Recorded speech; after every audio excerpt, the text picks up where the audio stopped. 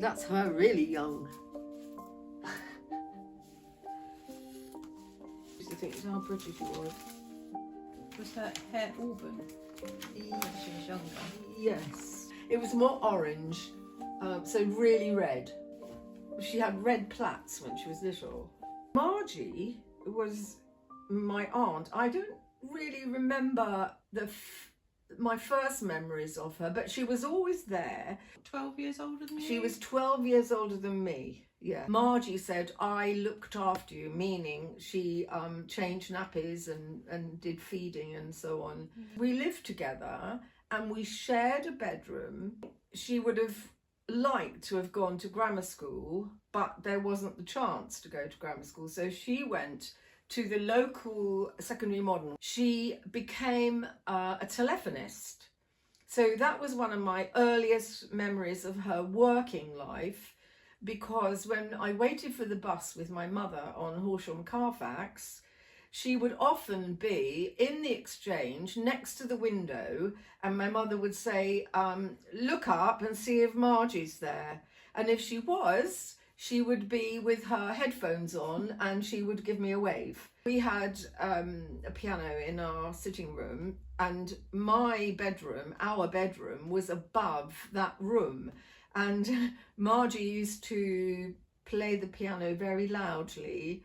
And then if my mother was out somewhere, and when she came back the next day, I would say, Margie been playing the piano very loudly and she kept me awake.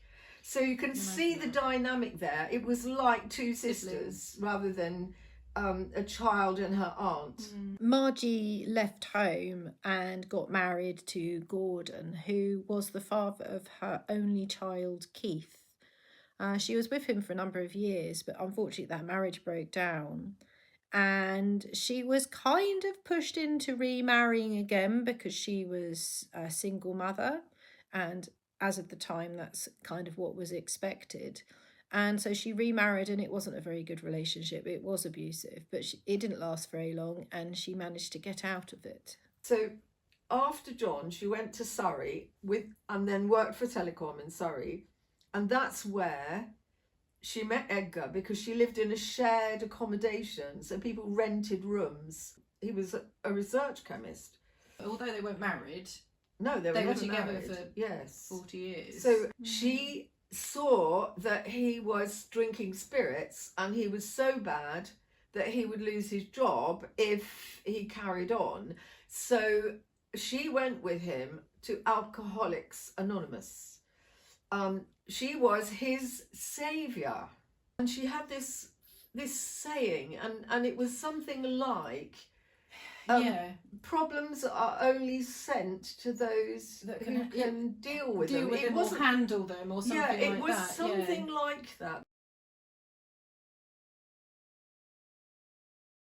I wouldn't phone her, and the reason I wouldn't phone her is I didn't want the phone to be answered by him. Yeah. And I do feel bad about it, but by this time I'd already found it awkward being in the house. So things weren't too bad to start with, but as time went on, quite often they would argue, and I would find that really quite difficult, because in my early life I had a lot of that as a child, that would escalate to violence, and there was always that in the back of my mind. And then there were things that she had to be careful about. Say, don't tell Edgar. So for example, she went up to Keith's once a week, and she would take a meal which she would put in the fridge ready for Keith when he came back from work, and then she would do a little bit of housework while she was there, and then she'd go back home. And so if I was staying, I would go with her up to Keith's, and she'd do all the stuff, and then she'd say to me, whatever you do, don't say anything to Edgar, don't let Edgar know. He had this aura of or wanted to create this aura of being important. He wanted to be seen as this clever, good person. And that was another thing, clever. he belittled her all the time because she had had this secondary modern education, and she felt that herself, that she had missed out because of the war, and she had missed out because of the war. But he used that. He tried to make her feel like she wasn't very intelligent, and of course she was. She was. I always thought of her as an intelligent person. Yes. Margie was a strong woman, both physically and mentally. There was no frailty about her at all. She was so admirable as a person, and as my great aunt, I looked up to her. She was strong and courageous, and full of spirit. I would never see her being down. Was it the last phone call you had where she was crying? It was the second to last one, I think, the crying one, where I was shocked because she never cried. And she was crying, and I thought he'd done something then.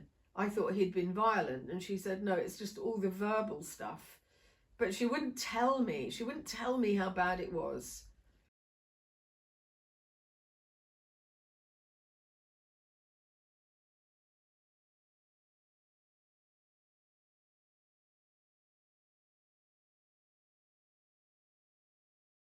Policeman said, I suspect that I she suspect that. she told him Yes. in her feisty way, Yes. well, I'm leaving and Well, I'm going to go and live that would be typical with of Steph. her. It wouldn't would be. She wouldn't hold back. No, it would have been typical, and She I would think never dream that he was going to kill her. strangely the court case was quite surreal. It was like watching a play. It was you could almost attach yourself. I remember the forensics, and I remember, I think I'm more upset now thinking about it as Yes. time's gone on. At the time, I remember being really proud that she fought back. I did feel that. I do have the recollection of that feeling.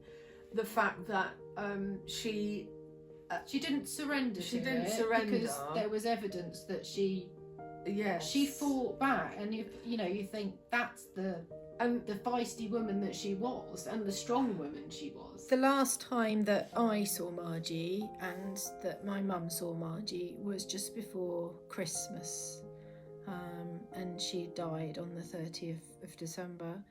She came down like she did always before Christmas. It was like a pre-Christmas thing that we did, and she nearly didn't come down because Edgar was being nasty and saying that she shouldn't go, but she left early in the morning before he woke up.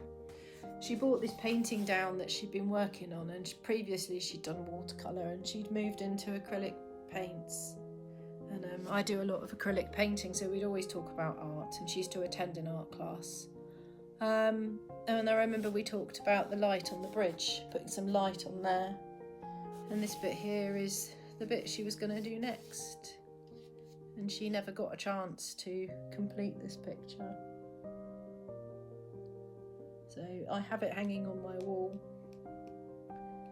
And every now and then I share it on social media, because for me, this is a life that it cut short. She had so much to live for.